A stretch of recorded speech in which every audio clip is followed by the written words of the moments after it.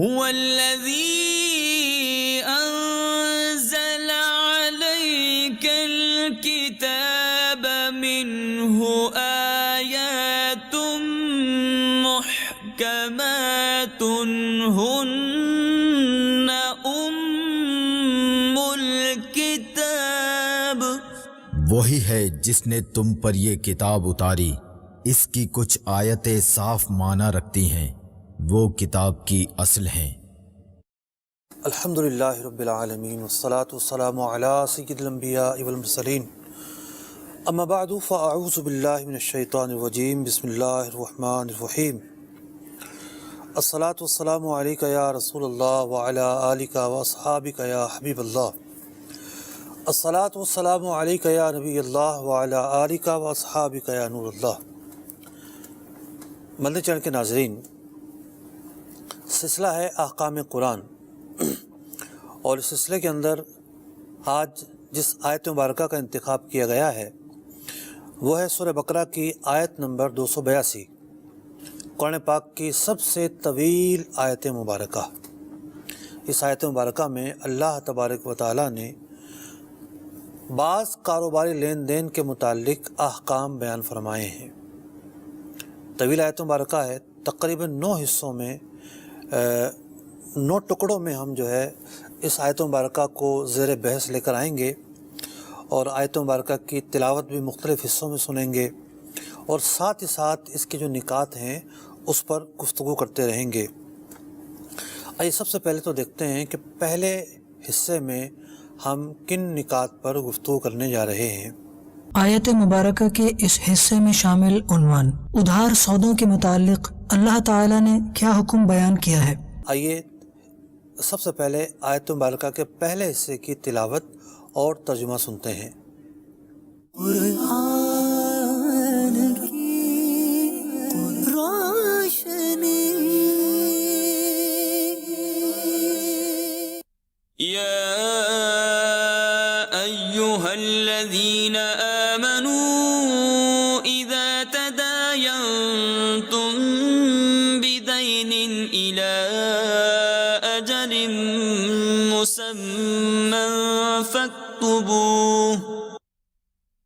اے ایمان والو، جب تم ایک مقرر مدت تک کسی دین کا لین دین کرو تو اسے لکھ لو۔ عربی زبان میں قرض اور دین 2 الگ الگ لفظ شمار ہوتے ہیں۔ قرض کہتے ہیں اس ادھار کو کہ جس کے مقابل میں کوئی بھی چیز نہ ہو، اور دین کہتے ہیں اس ادھار کو جو کسی نہ کسی سودے کے بدلے میں ہو۔ تو اعلیٰ حضرت امام اہل سنت رضی اللہ تعالیٰ عنہ نے جو ترجمہ یہاں فرمایا وہ دین سے فرمایا، یعنی اس آیت مبارکہ میں بیان ہو رہا ہے ایسا ادھار سودا کہ جس کا جو معاوضہ ہے وہ نقد نہ ہو، وہ ادھار میں ہو۔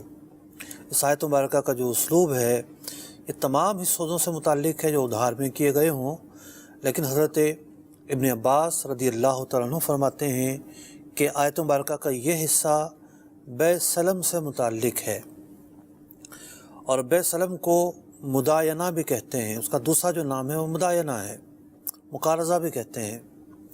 تو بے سلم جو ہے وہ کیا ہوتی ہے؟ نبی اکرم علیہ السلام جب مدینہ منورہ میں تشریف لائے تو اہل مدینہ کو پھلوں میں اور دیگر اشیاء میں سلم کرتے ہوئے پایا، تو پیارے آقا علیہ السلام نے اسے باقی رکھا۔ دیگر سودوں کے متعلق حدیث پاک میں فرمایا گیا لا تبع ما لیس عندک، تیرے پاس جو مال نہیں ہے اسے نہ بیچ، لیکن جو بے سلم ہے وہ دیگر سودوں کے مقابل میں مستثنیٰ قرار دی گئی ہے۔ بے سلم کے اندر مال نہیں ہوتا، بیچنے والے کی ملکیت میں مال نہیں ہوتا، اس حالت میں وہ بیچ دیتا ہے، ایڈوانس ٹریڈنگ ہوتی ہے، لیکن نقد جو سودے کے پیسے ہیں وہ لے لیتا ہے، سودے کے پیسے سارے کے سارے وصول کر لیتا ہے، اور سودا ہوتا ہے بعد میں۔ فقہائے حناف کے مطابق کم از کم 1 مہینے کی ادھار ہونا ضروری ہے، اور بھی کئی شرائط ہیں۔ مثال کے طور پر ایک شرط یہ ہے کہ جس وقت سودا ہو رہا ہے اس وقت سے لے کر ڈیلیوری تک وہ چیز وہ مال مارکیٹ میں پایا جاتا ہو۔ مثال کے طور پر آج کل کوئی اگر آم کی بے سلم کرتا ہے، دسمبر کے مہینے میں تو پاکستان میں آم اویلیبل نہیں ہوتا، تو مارکیٹ میں مال اویلیبل رہنے کی جو شرط ہے وہ نہیں پائی گئی۔ اور بھی کئی شرائط علماء نے بیان کی ہے، لیکن اس کا موٹا سا خلاصہ یہ ہے کہ جو پیسے ہیں، جو نقدی ہے وہ فوراً دی جاتی ہے اور مال ادھار میں ہوتا ہے۔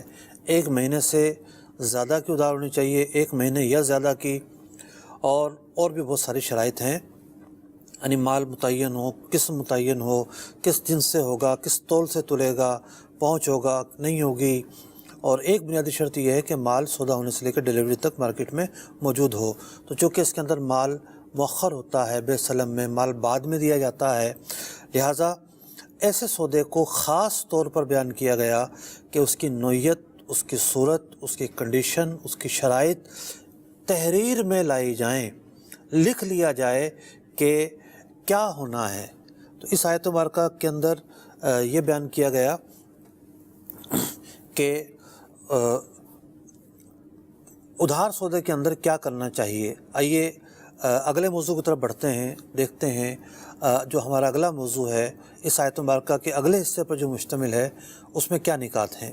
آیت مبارکہ کے اس حصے میں شامل عنوانات: ادھار سودوں کا تحریری معاہدہ کسی انصاف پسند شخص سے لکھوایا جائے۔ معاہدہ لکھنے والے پر ضروری ہے درست انداز میں لکھے۔ یہ ہمارے 2 نکات ہیں۔ آیت کا اگلا حصہ، اس کی تلاوت اور ترجمہ سنتے ہیں۔ وَلْيَكْتُبْ بَيْنَكُمْ كَاتِبٌ بِالْعَدْلِ وَلَا يَأْبَ كَاتِبٌ أَن يَكْتُبَ كَمَا عَلَّمَهُ اللَّهُ فَلْيَكْتُبْ۔ اور چاہیے کہ تمہارے درمیان کوئی لکھنے والا ٹھیک ٹھیک لکھے، اور لکھنے والا لکھنے سے انکار نہ کرے، جیسا کہ اسے اللہ نے سکھایا ہے تو اسے لکھ دینا چاہیے۔ واضح رہے کہ ایک ہی آیت جاری ہے، اور آیت مبارکہ کا جو دوسرا حصہ ہے، دوسرے حصے پر ہم گفتگو کریں گے۔ دوسرے حصے میں اللہ رب العزت نے اس بات کی تاکید کی کہ وَلْيَكْتُبْ بَيْنَكُمْ كَاتِبٌ بِالْعَدْلِ، کہ انصاف پسند، انصاف پر عمل کرنے والا شخص جو ہے اس سے معاہدہ لکھوایا جائے، اور کاتب کو اس بات سے انحراف نہیں کرنا چاہیے۔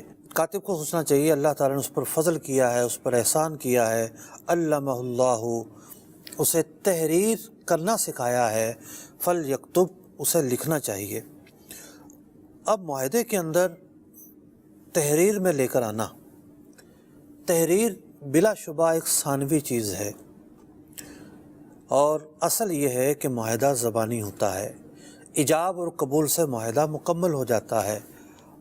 آفر ہوتی ہے، آفر کے مقابل میں ایکسیپٹنس جب آئے تو وہ معاہدہ پورا ہو جاتا ہے، سودا ڈن ہو جاتا ہے۔ تحریر جو ہے ثانوی چیز ہے، قانونی لوازمات پورا کرنے کے لیے تحریر لکھی جاتی ہے، اور قانونی لوازمات نہ ہوں تب تحریر کے تب بھی بہت سارے فوائد ہیں۔ اور اس آیت مبارکہ کے اس حصے میں پہلے تو تحریر کرنے سے متعلق حکم بیان کیا جا رہا ہے، اور تحریر کے کیا فوائد ہیں یہ آگے بیان ہوں گے۔ اچھا، تحریر کرنا معاہدے کو، خاص طور پر ادھار معاہدے کو، کیا یہ ضروری ہے، کیا یہ فرض ہے، کیا یہ واجب ہے؟ اللہ رب العزت نے اس آیت مبارکہ میں اس کا حکم دیا ہے، لیکن علماء نے یہ بیان کیا کہ یہ حکم استحباب پر مبنی ہے، یعنی اس پر عمل کیا جائے تو ثواب ہے، نہ عمل کیا جائے تو گناہ نہیں ہے۔ لیکن اس ایک آیت مبارکہ میں علماء نے لکھا کہ لکھنے کا جو حکم ہے 4 بار بیان کیا ہے، اس پوری آیت مبارکہ میں 4 بار بیان کیا ہے۔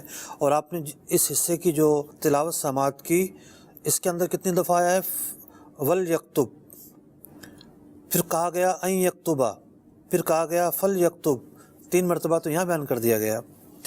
حضرت اور لکھنے کی بڑی اہمیت موجود ہے۔ حضرت ابو موسیٰ اشعری رضی اللہ تعالیٰ عنہ بیان فرماتے ہیں کہ 3 لوگوں کی دعا قبول نہیں ہوتی۔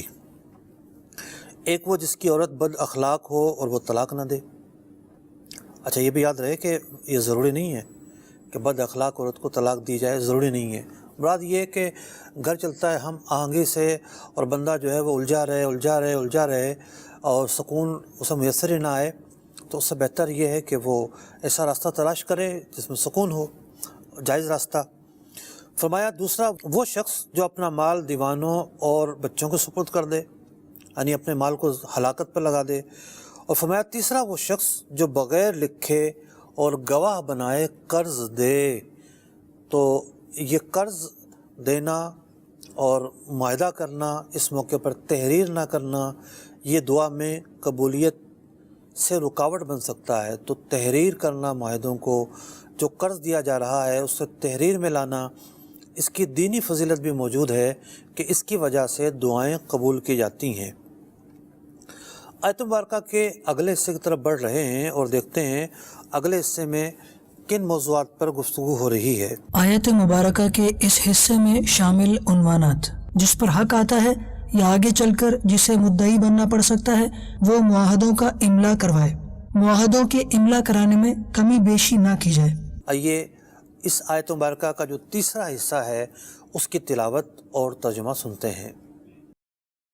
وَلْيُمْلِلِ الَّذِي عَلَيْهِ الْحَقُّ وَلْيَتَّقِ اللَّهَ رَبَّهُ وَلَا يَبْخَسْ مِنْهُ شَيْئًا۔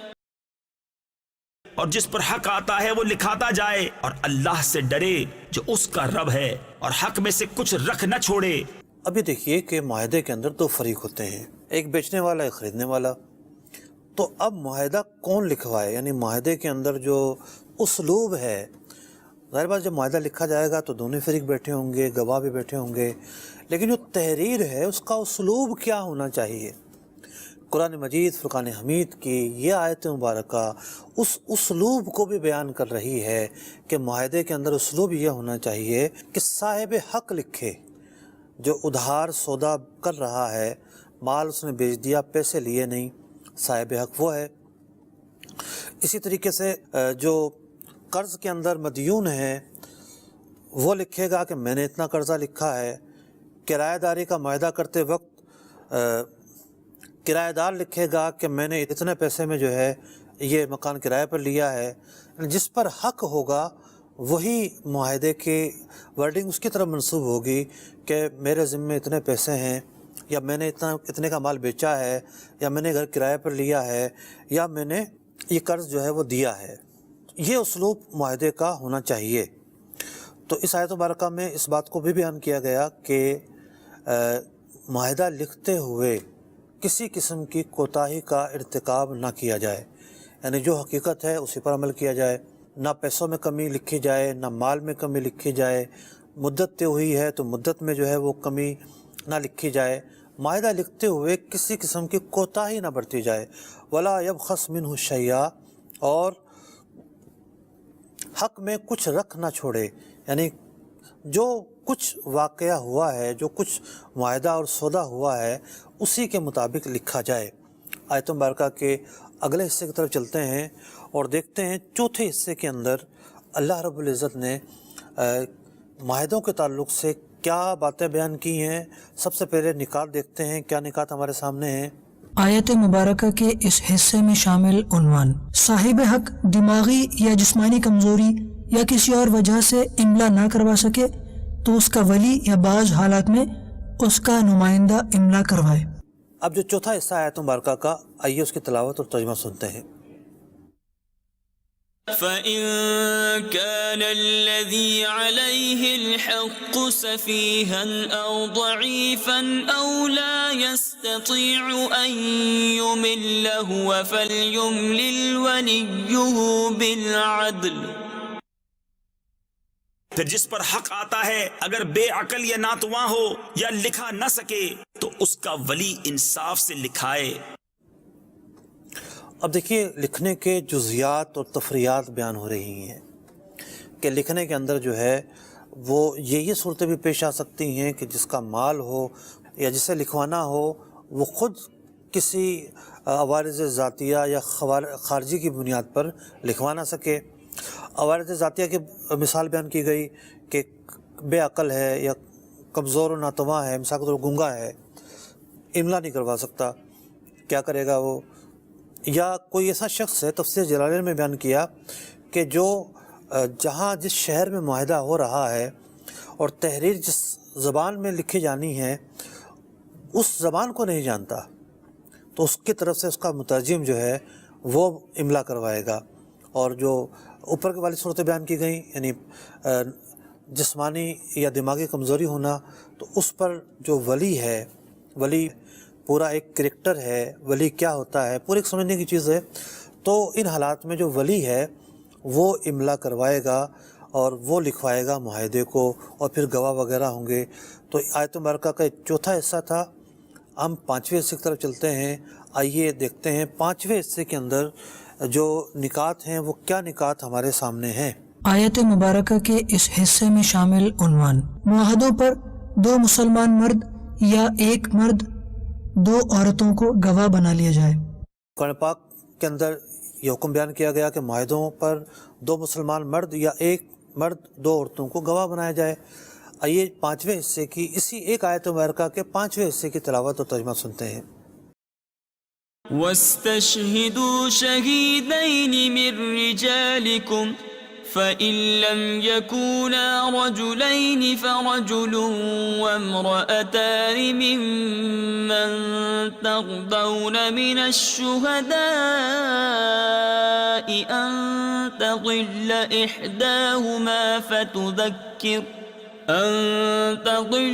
إحداهما فتذكر إحداهما الأخرى.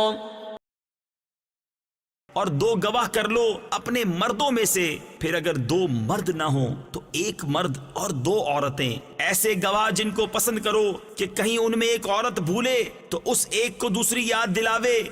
آیت مبارکہ کے اس حصے کے اندر گواہوں کی تفصیل، یعنی گواہی اور گواہوں کی تفصیل بیان کی گئی ہے. سب سے پہلے تو یہ فرمایا گیا کہ 2 گواہ کر لو من رجالکم، تم میں سے 2 مرد ہوں. رجالکم جو لفظ کم ہے، تم میں سے، یہ اس بات کا فائدہ دیتا ہے کہ گواہ مسلمان ہونے چاہیے. فرمایا گیا فَإِلَّمْ يَكُونَا رَجُلَيْنِ، اگر 2 مرد موجود نہ ہو، فَرَجُلٌ وَامْرَأَتَانِ، تو 1 مرد اور 2 عورتیں جو ہیں وہ گواہ بنیں گی. اب گواہ بننا فقہ اسلامی کے اندر مستقل ایک چیپٹر اور مستقل ایک باب ہے. یعنی جو گواہی ہے یہ پورا ایک باب ہے، اور سمجھے کہ درجنوں کتابیں پڑھنے کے بعد پھر گواہی کے جو مسائل ہیں وہ سمجھنے کو ملتے ہیں. اتنی لیاقت پیدا ہوتی ہے کہ گواہ اور گواہی کے جو مسائل ہیں وہ سمجھے اور سیکھے جا سکیں. آج آپ دیکھتے ہوں گے کہ بڑے سے بڑا جو کیس کورٹوں میں چلتا ہے اور اس کیس کی پیشیاں در پیشیاں ہو رہی ہوتی ہیں، اور سب سے بنیادی جو چیز ہوتی ہے کسی بھی کیس کے اندر، مالیاتی کیس ہو یا کرمنل کیس ہو، حق کے لین دین کا معاملہ ہو، تو اس کے اندر گواہ کی بڑی اہمیت ہوتی ہے، آئی وٹنس کی بڑی اہمیت ہوتی ہے. تو گواہی جو ہے وہ یوں سمجھیے کہ 3 طرح کی ہے. یعنی افراد کے اعتبار سے گواہ جو ہوتے ہیں وہ 3 طرح کے ہیں. اکثر صورتوں کے اندر 2 مرد، اگر 2 مرد نہ ہوں تو 1 مرد اور 2 عورتیں گواہی کے طور پر قابل قبول ہوتے ہیں. زنا کے معاملے کے اندر 4 مردوں کا ہونا ضروری ہے، وہاں عورت کی گواہی قابل قبول نہیں ہوتی. بعض صورتیں ایسی ہیں کہ جہاں صرف عورت گواہ بنتی ہے، یعنی پھر کوئی اور جو ہے وہاں مطالبہ نہیں ہوتا. یہ وہ معاملات ہوتے ہیں جہاں عورتوں کا معاملہ ہوتا ہے. مثال کے طور پر عورت یہ کہے کہ جی میری عدت پوری ہو گئی ہے، تو اب کسی قسم کا ثبوت نہیں مانگا جائے گا. اسی طرح کے اور بھی کچھ مسائل ہوتے ہیں. تو گواہ کئی اعتبار، یعنی کئی اقسام کے ہوتے ہیں، اور اکثر جو مالیاتی معاملات کے اندر گواہی ہوتی ہے اور 2 مردوں کی ہوتی ہے یا 1 مرد 2 عورتوں کی ہوتی ہے. نکاح کے اندر بھی یہ معاملہ ہے کہ 2 مرد گواہ مانگے جاتے ہیں. 2 مرد نہ ہوں تو 1 مرد 2 عورتیں ہوں تب بھی وہ نکاح کے لیے کافی ہوتے ہیں. تو یہاں بات ہو رہی ہے ایک مالی معاملے کی، ایک ادھار لین دین کی. اللہ رب العزت ارشاد فرما رہا ہے کہ 2 گواہ لیے جائیں تو مسلمان مرد ہوں وہ نہ ہوں تو ایک مرد دو عورتیں ہوں، چونکہ عورتیں جو ہیں ان کے جو جسمانی ساخت ہے یا جسمانی جو اسٹرکچر ہے اس کے اندر مرد کے مقابلے میں ضعف ہے، مرد کے مقابلے میں اتنی صلاحیتیں نہیں ہیں کہ جتنی مرد میں ہوتی ہیں۔ تو ممکن ہے کہ ایک عورت بھول جائے تو دوسری اس کو یاد دلائے گی کہ یہ بات یوں نہیں یوں ہوئی تھی، تو اس کو یاد بھی آ جائے گی کہ یوں نہیں یوں ہوئی تھی۔ تو یہاں پر فائدہ یہ بیان کیا گیا، قرآن پاک نے خود ہی حکمت بیان کر دی۔ اور آج کل کوئی کہہ سکتا تھا کہ جی دو عورتوں کی شرط کیوں بیان کی گئی، مرد تو جو ہے وہ دو کافی ہیں، لیکن اگر ایک مرد ہو تو اس کے مقابلے میں ایک عورت کیوں نہیں ہے، دو عورتیں کیوں رکھی گئی ہیں؟ اس اعتراض کا جواب خود اللہ رب العزت نے ہی اس حصے میں بیان فرما دیا کہ اس کی حکمت کیا ہے۔ 5 حصوں پر مشتمل ہم نے اس آیت مبارکہ کے تحت گفتگو کی ہے۔ اب چھٹے حصے کی طرف بڑھتے ہیں اور دیکھتے ہیں کہ چھٹے حصے کے اندر اللہ رب العزت نے جو کچھ بیان فرمایا ہے اس کے تحت کن عنوانات پر ہم گفتگو کریں گے۔ جی، آیت مبارکہ کے اس حصے میں شامل عنوانات: گواہ جب بلائے جائیں تو وہ انکار نہ کریں، سودا چھوٹا ہو یا بڑا لکھت پڑھت سے کوتاہی نہ کی جائے، اگر نقد سودا ہو تو نہ لکھنے میں کوئی حرج نہیں۔ پہلا نقطہ یہ ہے کہ گواہ جب بلایا جائے تو وہ انکار نہ کرے۔ دوسرا حصہ یہ ہے کہ سودا چھوٹا ہو یا بڑا لکھت پڑھت سے کوتاہی نہ کی جائے، اور تیسرا پوائنٹ یہ ہے اگر نقد سودا ہو تو نہ لکھنے میں کوئی حرج نہیں ہے۔ سورہ بقرہ کی آیت نمبر 282 کے چھٹے حصے کی تلاوت اور ترجمہ سنتے ہیں۔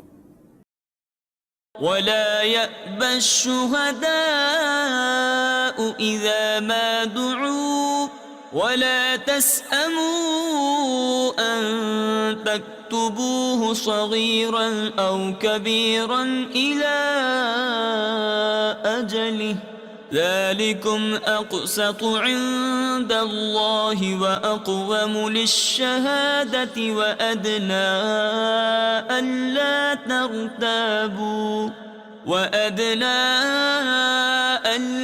ترتابوا إلا أن تكون تجارة حاضرة تديرونها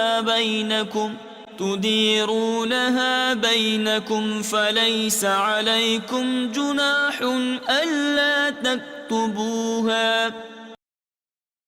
اور گواہ جب بلائے جائیں تو آنے سے انکار نہ کریں، اور اسے بھاری نہ جانو کہ دین چھوٹا ہو یا بڑا، اس کی میعاد تک لکھت کر لو، یہ اللہ کے نزدیک زیادہ انصاف کی بات ہے، اور اس میں گواہی خوب ٹھیک رہے گی، اور یہ اس سے قریب ہے کہ تمہیں شبہ نہ پڑے مگر یہ کہ کوئی سر دست کا سودا دست بدست یعنی ہاتھوں ہاتھ ہو تو اس کے نہ لکھنے کا تم پر گناہ نہیں۔ محترم ناظرین کرام، قرآن کریم فرقان حمید کی آیات ہوں اور مطالب اور معانی اور مفاہیم کا سمندر نہ ہو، یہ کیسے ہو سکتا ہے؟ تو ایک آیت مبارکہ کے چھٹے حصے پر ہم بات کر رہے ہیں، اور اس چھٹے حصے میں بھی اگر موٹے موٹے موضوعات لیے جائیں تو 3 مختلف موضوعات بیان کیے گئے ہیں۔ امام قرطبی رحمۃ اللہ تعالیٰ علیہ کی تفسیر میں پڑھ رہا تھا اس آیت مبارکہ کے تحت، انہوں نے 52 نکات قائم کیے ہیں اس آیت مبارکہ پر، 52 نکات قائم کر کے ہر نقطے پر مفصل گفتگو کی ہے۔ ایک بزرگ رحمۃ اللہ تعالیٰ علیہ کا قول لکھا ہے کہ اس ایک آیت مبارکہ میں 30 فقہی احکام بیان کیے گئے ہیں۔ میں نے جب ترجمہ لے کر سامنے رکھ کر نمبر لگانا شروع کیے تو تقریباً جو ہے وہ جلدی میں 23 نمبر تو میں بھی لگا پایا کہ 23 موٹے موٹے نقطے جو ہیں وہ سامنے آئے کہ اتنے فقہی احکام اس ایک آیت مبارکہ میں بیان کیے گئے ہیں۔ چھٹے حصے پر بات کر رہے ہیں ہم۔ اللہ رب العزت نے اس کے پہلے حصے میں ادائے شہادت کے احکام کو بیان فرمایا۔ ناظرین کرام، بات گواہی کی ہو رہی ہے تو گواہ کے 2 مرحلے ہوتے ہیں، ایک ہوتا ہے تحمل شہادت اور ایک ہوتا ہے ادائے شہادت۔ گواہی کا جب بھی ذکر آئے گا تو گواہوں کی شرائط، ان کے کریکٹر، ان کے کردار پر بھی بات ہوتی ہے کہ کس طرح کا شخص گواہ ہو سکتا ہے اور کس طرح کا شخص گواہ نہیں ہو سکتا۔ مالی معاملات کے اندر نیک پرہیزگار لوگوں کی گواہی ہی معتبر مانی جاتی ہے۔ نکاح کے حوالے سے فقہاء کرام نے یہ بیان کیا کہ نکاح کے اندر اگر عادل اور نیک اور پرہیزگار گواہ نہ ہوں تب بھی نکاح ہونے کے لیے کوئی حرج نہیں ہے، لیکن اگر اختلاف واقع ہو جاتا ہے، میاں اور بیوی کہتے ہیں جی ہمارا تو نکاح ہی نہیں ہوا تھا، تو اگر نیک افراد گواہ رکھے گئے تھے اور وہ گواہی دینے کا جب مرحلہ آئے گا اس وقت بھی نیک تھے تو ان کی گواہی قبول کر لی جائے گی، اور اگر ابتداءً یا درمیان میں ان کا کریکٹر خراب ہو گیا اور جب گواہی دینے کا مرحلہ آیا وہ نیک نہ ہوئے تو ان کی گواہی قاضی اسلام رد کر دے گا۔ تو آیت مبارکہ کے چھٹے حصے کے ابتدا میں یہ بات بیان کی گئی جب انہیں بلایا جائے تو وہ انکار نہ کریں۔ ادائے شہادت موقع پر گواہی دینا ایک اہم مذہبی فریضہ ہے، اور فقہاء کرام نے اس کے حوالے سے فقہی حکم یہ بیان کیا کہ جب مدعی گواہوں کو بلائے تو گواہی چھپانا جائز نہیں، یعنی اس موقع پر گواہی دینا ضروری ہے۔ یہ حکم حدود کے سوا امور میں ہے، یعنی جو حدود ہیں جن پر حدیں جاری ہوتی ہیں، وہ زنا کی حد ہو گئی، وہ شراب کی حد ہو گئی، جو حدیں ہیں ان کے علاوہ جو گواہی کے مواقع ہیں چونکہ ان میں حقوق متعلق ہوتے ہیں، حدود کا جو معاملہ ہے وہ انفرادی معاملہ ہوتا ہے، اگر کوئی شراب پیتا ہے تو یہ انفرادی معاملہ ہے۔ اب یہاں گواہی دینے نہیں آتا، اس کے اختیار پر ہے، چاہے تو آ جائے چاہے تو نہ آئے، کیونکہ حدود کے معاملات میں پردہ پوشی کا حکم موجود ہے۔ اگر کوئی کسی کو زنا کرتے ہوئے دیکھے تب بھی فضیلت اس باب میں ہے کہ وہ ان کے اس برے کام کو چھپائے، ان کی پردہ پوشی کرے، اور پردہ پوشی کرنے والا جو ہے بروز قیامت اللہ تبارک و تعالیٰ کے ہاں سے اسے انعام و اکرام دیا جاتا ہے، اور اللہ تبارک و تعالیٰ اس کی پردہ پوشی فرماتا ہے۔ تو علماء نے بیان کیا کہ جہاں حدود کا معاملہ نہیں ہے وہاں پر گواہی دینا، جس کو گواہ بنایا گیا تھا اس کا آ کر گواہی دینا یہ ضروری ہے۔ اور ایک حدیث پاک میں ارشاد فرمایا گیا، حضرت ابن عباس رضی اللہ تعالیٰ عنہما روایت کرتے ہیں کہ 3 چیزیں ایسی ہیں جو بڑے گناہ میں شمار ہوتی ہیں۔ اکبر الکبائر الاشراک باللہ، ایک بڑا گناہ یہ ہے کہ اللہ کے ساتھ شریک ٹھہرایا جائے۔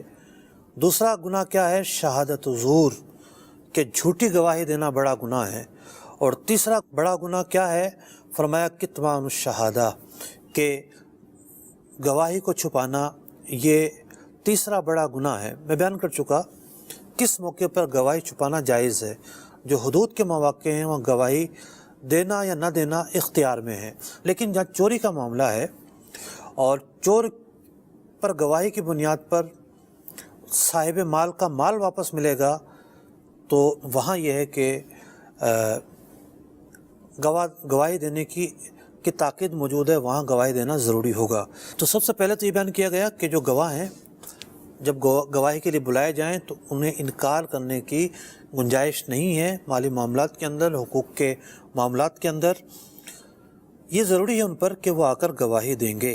دوسری بات جو اس آیت مبارکہ میں بیان کی گئی، یعنی جو چھٹا حصہ ہم نے ابھی جس کی تلاوت سنی، اس کے دوسرے حصے میں یہ بیان کیا گیا کہ مالی معاملہ جو تم ادھار مالی معاملات کر رہے ہو، چھوٹا ہو یا بڑا، فرمایا گیا کہ لکھنے پر کوتاہی اور سستی کا مظاہرہ نہ کرو، تو اس معاہدے کو لکھ ضرور لیا کرو۔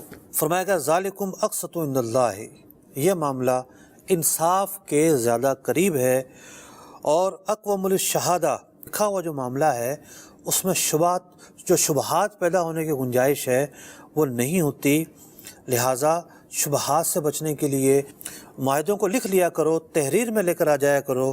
یہ مت سوچا کرو کہ چھوٹی سی ڈیل ہوئی ہے، بڑی ڈیل نہیں ہوئی ہے۔ تو محترم ناظرین کرام، دیکھا آپ نے اللہ رب العزت کتنی تاکید بیان فرما رہا ہے اس آیت مبارکہ میں معاہدوں کو لکھنے کی. اور واقعی آج کل بہت سارے کاروباری جھگڑوں کی بنیاد، بہت سارے کاروباری تنازعات کی بنیاد، آپس میں لڑائیوں کی بنیاد، ایک کہتا ہے اتنے میں خریدی تھی، دوسرا کہتا نہیں اتنے میں خریدی تھی، ایک کہتا ہے اتنا مال تھا، دوسرا کہتا نہیں اتنا مال تھا، ایک کہتا ہے پہنچ پر سودا ہوا تھا، دوسرا کہتا نہیں پہنچ پر سودا نہیں ہوا تھا، ایک کہتا ہے اتنے مہینے کی ادھار تھی، دوسرا کہتا نہیں اتنے مہینے کی ادھار تھی. تو اس طرح کے جو تنازعات پیدا ہو رہے ہیں، معاہدہ ہوتے وقت اگر تحریر میں معاہدہ کر لیا جائے، تحریر قائم کر لی جائے، تو یہ جو بعد کے جو تنازعات ہیں وہ تنازعات پیدا نہیں ہوں گے. اور ان تنازعات کے پیدا ہونے کی کئی وجوہات ہوتی ہیں. ایک وجہ فریب بھی ہو سکتا ہے کہ ممکن ہے کوئی جھوٹ بول رہا ہو، لیکن فریب کے علاوہ بھی وجوہات ہوتی ہیں کہ نسیان ایک بہت بڑی وجہ ہوتی ہے. جب وقت گزرتا ہے، کافی ٹائم ہو جاتا ہے، تو سامنے والے کو یاد ہی نہیں رہتا کہ جناب کتنا جو ہے وہ میرا مال تھا اور کیا بات ہوئی تھی اور کیا بات نہیں ہوئی تھی، اسے یاد نہیں رہتی اور تنازع ہو رہا ہوتا ہے.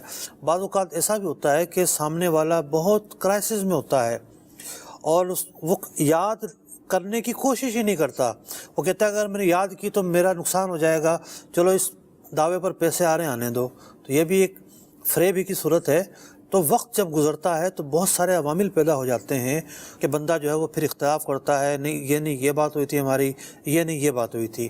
اگر معاہدے کو لکھ لیا جائے گا تو ان تمام خرافات سے بچا جا سکتا ہے.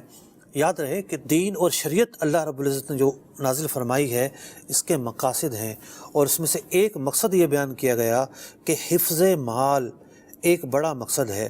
تو یہاں اس آیت مبارکہ میں جو کچھ بیان کیا جا رہا ہے اس کی روح یہ ہے کہ مسلمان کے مال کی حفاظت ہو، ناحق کسی کا مال کسی کے پاس نہ جائے اور صاحب حق کو اس کا حق دلایا جائے. مفسرین نے یہ نقطہ بھی بیان کیا، اللہ رب العزت اپنی عبادات کے متعلق احکامات کو بڑے مختصر الفاظ میں بیان کر دیتا ہے.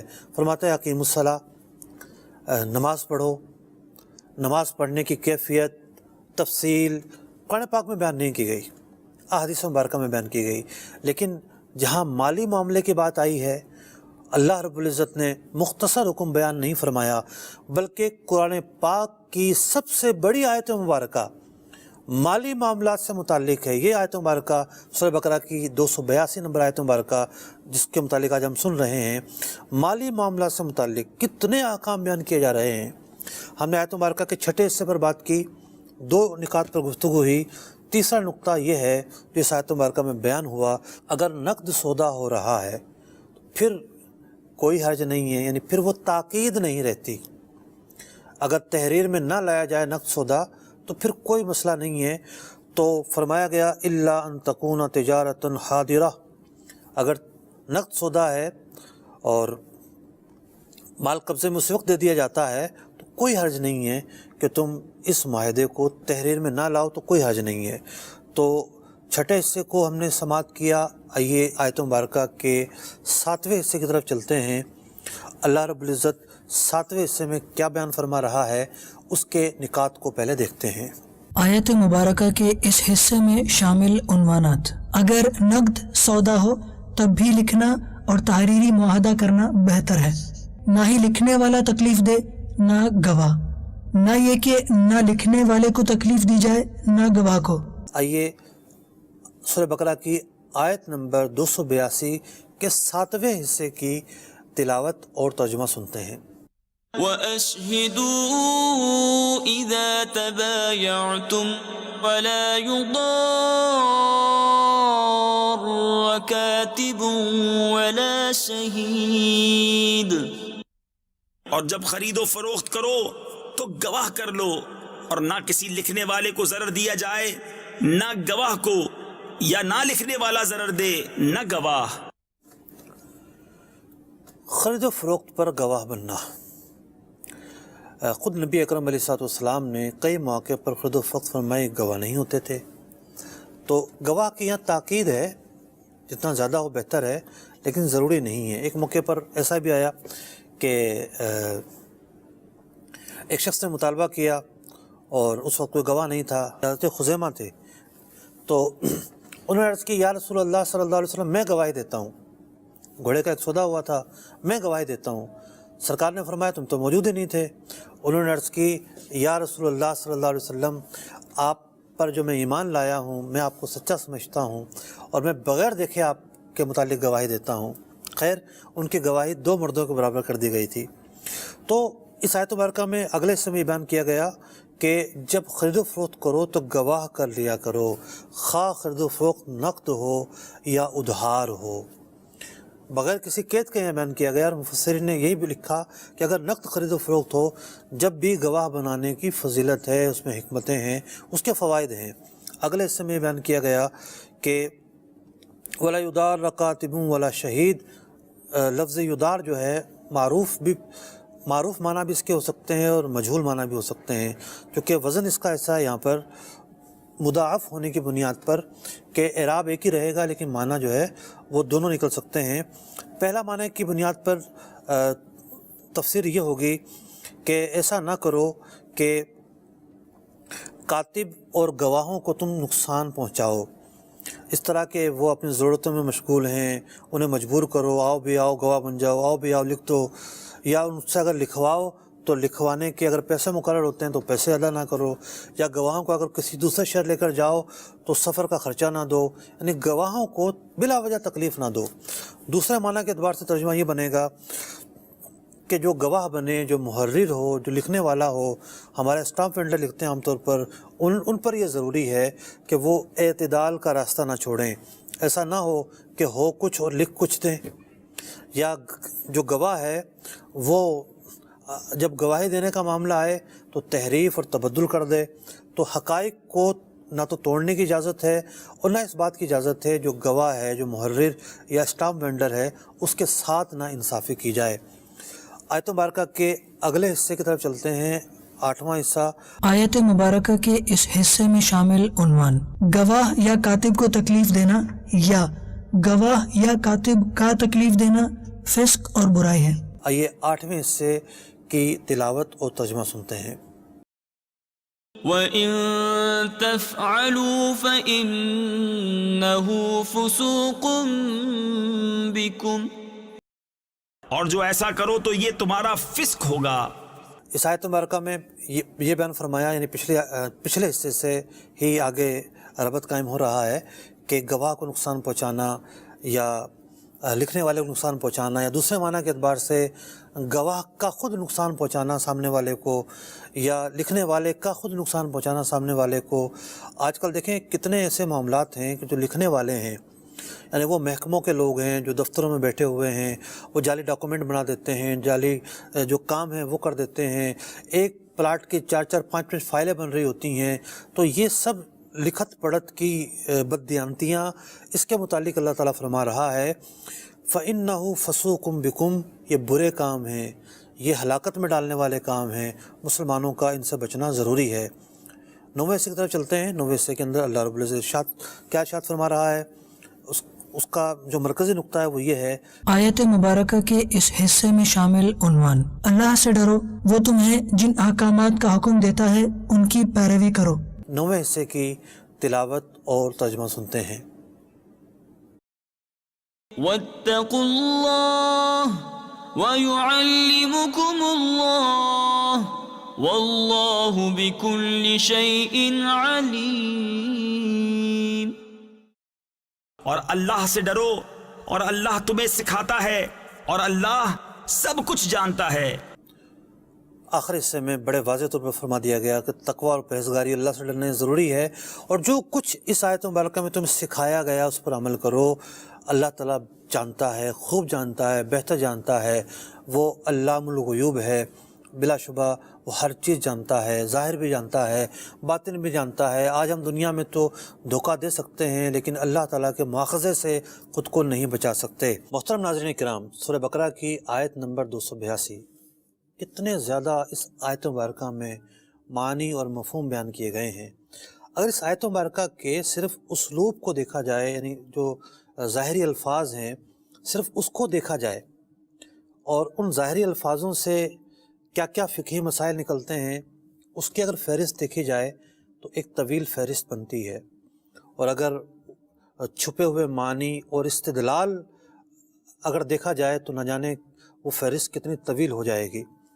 تو کچھ مسائل میں آپ کے سامنے بیان کرتا ہوں جو اس آیت مبارکہ سے اخذ ہوتے ہیں۔ پہلا مسئلہ فرمایا گیا اذا تداینتم، حضرت ابن عباس رضی اللہ تعالیٰ عنہ کی تفسیر کے مطابق یہ آیت مبارکہ امر مداینہ یعنی بے سلم سے متعلق ہے۔ بے سلم کا جو جواز ہے وہ اس آیت مبارکہ سے ثابت ہوتا ہے۔ دوسرا مسئلہ اس آیت مبارکہ میں بیان ہوا الی اجل مسمی، اجل کہتے ہیں مدت کو، مسمی کہتے ہیں مقررہ مدت، لمیٹڈ مدت، طے شدہ مدت۔ تو مدت سے تو یہ پتہ چلا کہ جی ادھار میں ایک مدت، ادھار کہتے اس کو ہیں کہ جو جس کے اندر مدت مقرر کی جائے، معاملہ یعنی ایک ادائیگی جو ہے وہ بعد میں کی جائے، لیکن مدت کے ساتھ ایک قید بیان کی گئی مسمی، یہ بتاتی ہے کہ مدت جب بھی مقرر ہوگی اس کا ٹائم فکس کرنا، اس کا پیریڈ مقرر کرنا، اس کی تفصیل کو بیان کرنا یہ ضروری ہے، ابہام نہیں ہونا چاہیے۔ تو سودوں کے اندر جب بھی ادھار سودے ہوں گے تو ادھار کی ادائیگی کب ہوگی یہ مقرر کرنا ضروری ہے۔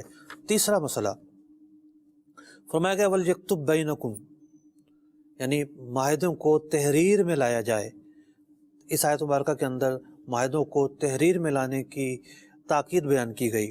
اور چوتھا مسئلہ کاتب بالعدل، کون لکھے؟ وہ لکھے جو انصاف پسند کاتب ہو، وہ محرر، وہ اسٹاف وینڈر، وہ لکھنے والا جو دیانتدار مشہور ہو، ایسے شخص سے لکھوایا جائے۔ پانچواں مسئلہ ولا یأبی کاتب، اور کاتب کو انکار نہیں کرنا چاہیے۔ اس بات کی تاکید ہے کہ لکھنے والے کو منع نہیں کرنا چاہیے۔ اب ہمارے ہاں دو طرح سے لکھا جاتا ہے، ایک وہ معاہدے ہوتے ہیں لوگ خود ہی لکھ لیا کرتے ہیں، تو اس کے اندر آپس میں جو اچھا لکھنا جانتا ہے، جو اچھے مضمون بنانا جانتا ہے وہ لکھ لیتا ہے۔ تو یہاں خاص طور پر ایسے لوگوں کو ترغیب دی جا رہی ہے کہ جو احسان کے طور پر، بر کے طور پر، نیکی کے طور پر، امداد باہمی کے طور پر دوسرے کے مددگار بنے۔ اور یہاں یہ بات بھی بیان کی گئی نمبر 6 کہ کیوں لکھا جائے، لکھنے والا کیوں لکھے؟ کما علمہ اللہ، اللہ کا شکر ادا کرنے کے لیے لکھے گا۔ ہر چیز کی ایک زکوٰۃ ہوتی ہے، علم کی زکوٰۃ یہ ہے کہ اسے پھیلایا جائے، یعنی علم کا حق یہ ہے، اللہ تعالیٰ نے جو علم دیا ہے اس کا حق اس وقت ادا ہوگا جب اسے دوسرے تک پہنچایا جائے۔ بدن کا حق یہ ہے کہ اس بدن کو نیکی میں صرف کیا جائے، زبان کا حق یہ ہے کہ زبان سے اچھا بولا جائے۔ تو اسی طریقے سے جو لکھنا بہتر جانتا ہے اس کی زکوٰۃ یہ ہے، اس کا حق یہ ہے کہ وہ اپنی اس لکھت کو نیکی کے طور پر، احسان کے طور پر، بھلائی کے طور پر لکھتا رہے۔ اور دوسری بات یہ ہے کہ کچھ معاہدے ایسے ہوتے ہیں جس میں پروفیشنل لوگ لکھتے ہیں، تو پھر یہ ہے کہ وہاں پر پیسے دے کر لکھوایا جائے گا۔ ساتواں مسئلہ جو اس آیت مبارکہ سے اخذ ہوتا ہے، فرمایا گیا وَلْيُمْلِلِ الَّذِي عَلَيْهِ الْحَقِّ، اب فریقین موجود ہیں، لکھنے والا لکھ رہا ہے، لکھوائے گا کون؟ جو صاحب حق ہے اس کی طرف سے معاہدہ لکھا جائے گا۔ آٹھواں مسئلہ جو اس آیت مبارکہ سے اخذ ہوتا ہے وَلَا يَبْخَسْ مِنْهُ شَيْئًا، اب لکھتے ہوئے نہ تو کاتب کو اس بات کی اجازت ہے، نہ لکھوانے والے کو، املا کروانے والے کو اس بات کی اجازت ہے کہ وہ چیز لکھوائے جو معاہدے میں شامل نہیں ہے۔ نواں مسئلہ فرمایا گیا فَإِنْ كَانَ الَّذِي عَلَيْهِ الْحَقُّ صَفِيحًا أَوْ ضَعِيفًا، کہ صاحب حق جس کا یہ کام تھا وہ املا کرواتا، وہ اگر جسمانی یا ذہنی امراض میں مبتلا ہے، نہیں لکھوا سکتا، اس کا ولی لکھوائے گا۔ اور او لا یستطیع، یہ کوئی اور وجہ ہے وہ نہیں لکھوا سکتا، مثال کے طور پر زبان نہیں آتی، تو اس کا مترجم لکھوائے گا۔ 10واں مسئلہ جو اس آیت مبارکہ سے عکس ہوتا ہے، فرمایا گیا وَاسْتَشْهِدُوا، اور معاہدوں کے اوپر گواہ بھی لے کر آؤ، یعنی گواہ لانے کی تاکید بیان کی ہے۔ فرض یا واجب نہیں ہے، تاکید موجود ہے۔ گواہ نہ لائے جائیں، تحریر نہ لکھی جائے، جب بھی معاہدہ تو ہو جائے گا، لیکن بہتر یہ ہے، قرآن یہ کہتا ہے۔ اور 11واں مسئلہ یہ ہے کہ فرمایا گیا شہیدین، 2 گواہ ہوں گے۔ اور 12واں مسئلہ یہ کہ فرمایا گیا من رجالکم، وہ 2 گواہ مسلمان ہوں گے۔ رجال کی اضافت کی گئی ہے ضمیر کی طرف، یعنی تمہارے اندر سے 2 افراد۔ فقہاء نے اس کے تحت یہ نقطہ بیان کیا کہ گواہوں کا مسلمان ہونا ضروری ہے۔ 13واں مسئلہ فَإِن لَّمْ يَكُونَا رَجُلَيْنِ، اگر دو مرد نہ مل رہے ہوں تو پھر ایک مرد اور دو عورتیں گواہ کے طور پر مقرر کی جائیں گی. یہ نہیں ہو سکتا کہ 4 عورتیں لائے جائیں, نہیں. دوسری صورت یہ ہے, دوسرا آپشن صرف یہ ہے کہ ایک مرد اور 2 عورتیں ہوں گی. 14واں مسئلہ, ممن تردون, گواہ وہ ہوں گے جن پر تمہیں اعتماد ہو.